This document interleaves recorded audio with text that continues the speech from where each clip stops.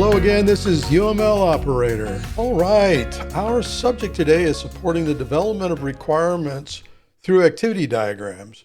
Getting the requirements right, especially in the beginning, is difficult for most companies, as I've experienced over hundreds, if not thousands, of projects over my career. In this session, we will build towards a system to support the customer's requirements. We'll start with activities based on some high-level understanding of their initial stories, nouns, and verbs. In our fictitious company we'll call Our Co, the business has given us two stories to start with. The first story is, as a business, we want to tailor our products so that we can provide the best selections for our customers. The second story is, as a customer, I want to have products tailored specifically for me so that I can spend time effectively, my time effectively, and get what I need. Here we have a business client, an actor, and we'll refer to it as noun number one. And as I stated before, we're going to call them Our Co, or simply the company. Then we want to tailor, which is function, verb number one, their products, noun number two, to their customer, an actor, noun number three. From these simple nouns and verbs, we know that any form of personalization, also referred to as tailoring, requires identity of the user, whether that's the customer or the company agent or some other employee within the company. With identification comes acceptance or rejection.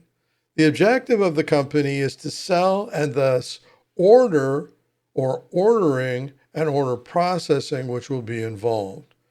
Thus, we have formed at least 5 activities at this point. These activities are access, access failed, tailoring, ordering, and order processing. So what do I reference nouns and verbs?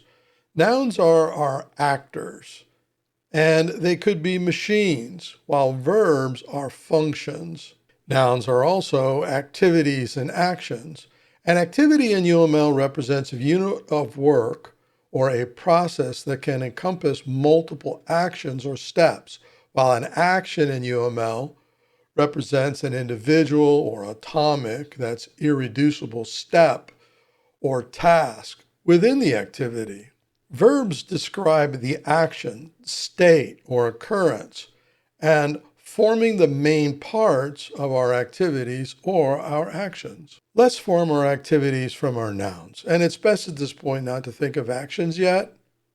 So when we think of access, to tailor, we need to identify the customer. If we can't identify the customer or access fails, then we need a proper experience to follow. For tailoring, the main objective by the company, so tailoring is going to be our activity.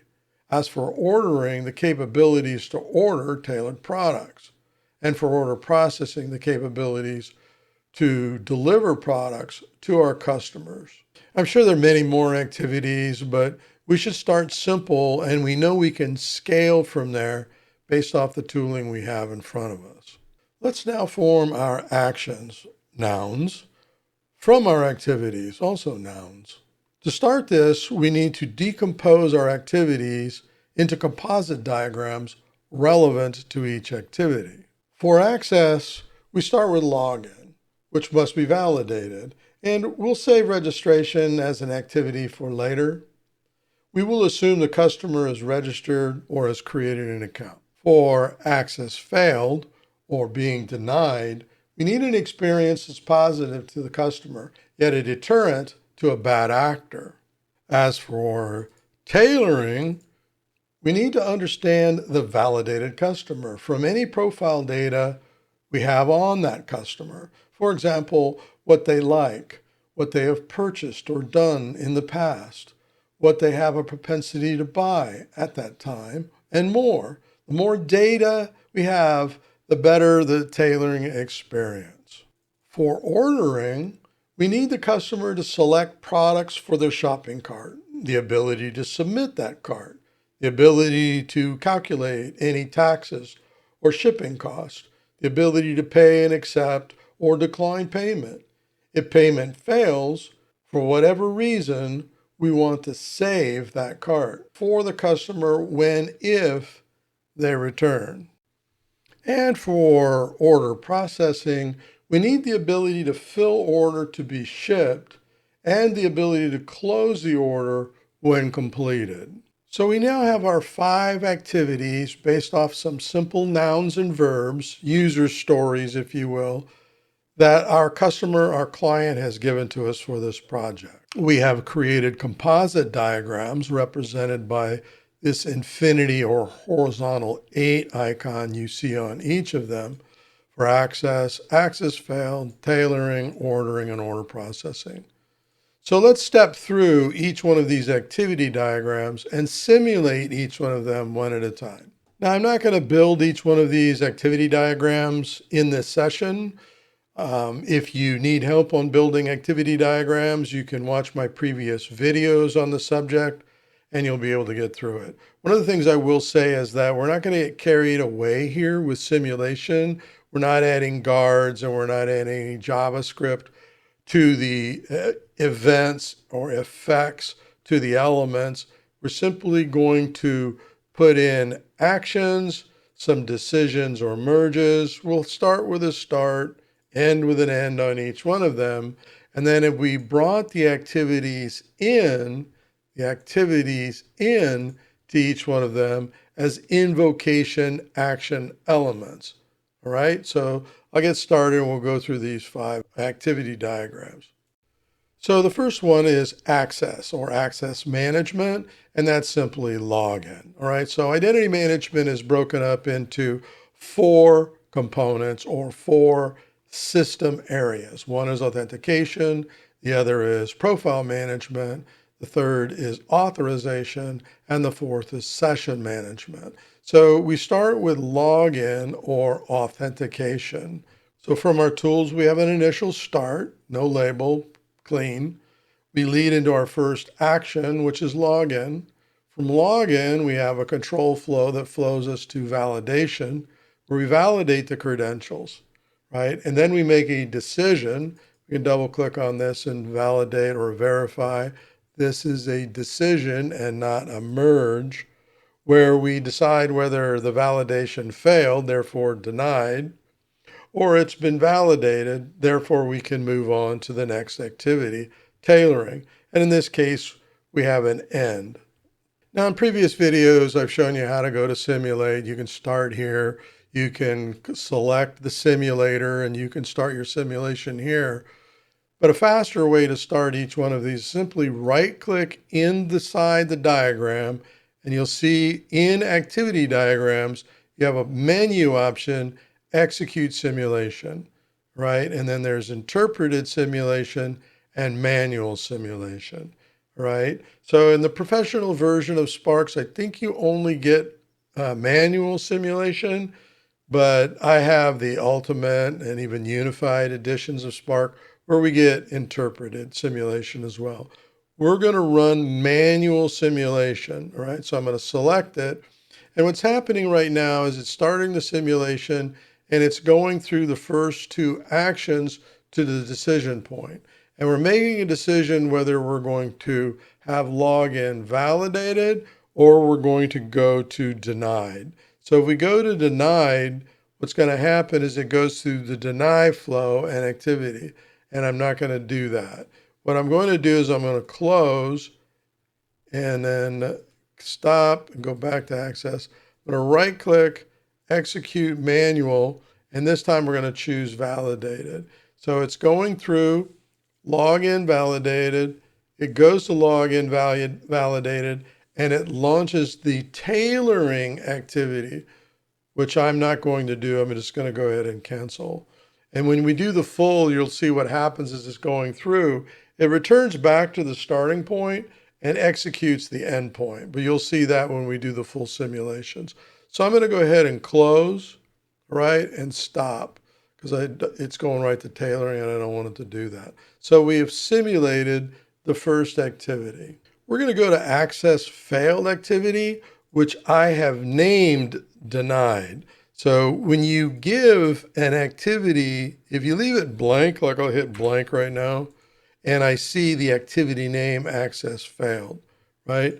But if I give it a name, denied, it will name it that element. And then there's alias, and I'm not going to get into that right now. So let's go into access failed, right? So we're going to simulate this one. Very simple. It just basically ends. So I'm going to mouse over, execute simulation, manual flow, and it's simply going to run through the activities and the control flow to an end, and it's going to stop. We're going to go into tailoring next. So in the tailoring activity, you can see that it's running from the start point through get customer profile, the data we need to do the machine learning if we haven't done it ahead, and predict the intent of the customer and the products that they may have an intent towards or a propensity to buy. Then we select those intended products and we're going to pass them to the ordering system. So let's go ahead and run this one. Execute, manual, and it's running through the activities. It will invoke the ordering. There's decision that's within the ordering, whether we're going to run through other means. And what I'm going to do is close and cancel to stop this activity, but it's going to jump to ordering anyways. And I'm just going to go ahead and stop, go back to tailoring. All right. Next, we're going to go into ordering. So in the ordering activity, we basically see the rendered the products. This could be through JavaScript, object notation, JSON, to this content management system, whatever's presenting it. The customer action is product selection. And then they're deciding whether they want to, and this is decision, they're deciding if they want to continue shopping, and it will continue to loop. Or they're done, submit their cart, where we'll calculate the totals, allow them to make payment action. And then here we have, if I open it up, another decision, not a merge, a decision, right? To whether the payment is accepted. And then we're going to save the cart and end. Or if it's declined, rather, we're going to save the cart and end. And if it's accepted, then we're going to go to order processing and end. All right, we're going to run both flows or all the flows in this by right-clicking, execute simulation, again, manual. And as it's going through, gets to the first decision, submit cart or continue shopping. Let's do a continue shopping. It'll loop, add more items to the cart, and let's submit the cart. We submit the cart, running through calculating totals, and you can see it gets to this decision.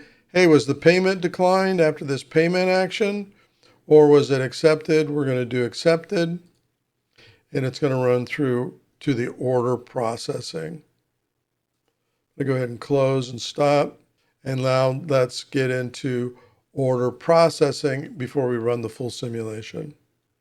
Now order processing part is pretty simple. We have a start and then we have an end, and you see we receive the order from ordering. We fill the order, we ship the order, and this is an activity. These are actions. This is an activity. Later, we can come back and expose this as an activity or decompose this as an activity diagram to show how shipping works. But in this case, we just put in an activity element within our activity diagram surrounded by actions. Okay, then we close the order and we end. Let's go ahead and run this. So we're going to right click in here, go to execute simulation manual, and it's simply going to run through. Now you see when it went to the activity, it did not launch a composite diagram, another activity. It simply ran through it and it completed.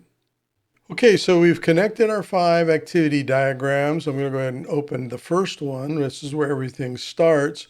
We've added those activity diagrams as invocation action elements so that we can simulate the connectivity between the activity diagrams and those activities that have been decided upon. So let's go ahead and start this first one. We're going to right-click in the diagram, mouse over, execute simulation, click on manual, and it's going to start at the top. So login, validation, decision, and we're going to go to access denied action. So it's going to run there, and we're going to run to the activity diagrams where it will close. We'll start again. This time we're going to simulate login is valid, a manual process, run from the top. It's going to get to the decision point. We're going to select login validated. It's going to that action. And then tailoring is invoking this activity, and we're going to launch that activity, goes into tailoring, launches tailoring, gets to the end, and we're going to hit open for ordering. You can see it's going the activity. It's now launching the ordering activity, gets to the decision point. This time we're going to submit the cart. They've got the products they were intended to buy. They're going to get to a decision point following making payment. We're going to accept payment, and it's going to run through to order processing. Order processing, we're going to run through the order processing activity, the ship order, and then close, right? So then it closes the other sessions and session management, and we're back to the beginning where it finalizes and closes. All right, now we have done all of this from 2 simple stories, extracted the nouns and verbs, came up with 5 activities, quickly created 5 composite diagrams for each one of these activities, ran through and simulated those based off those 2 simple stories. Now what we can do, and this makes it a lot easier to do, is we're going to build more requirements based off of our simulation and collaboration with the project stakeholders.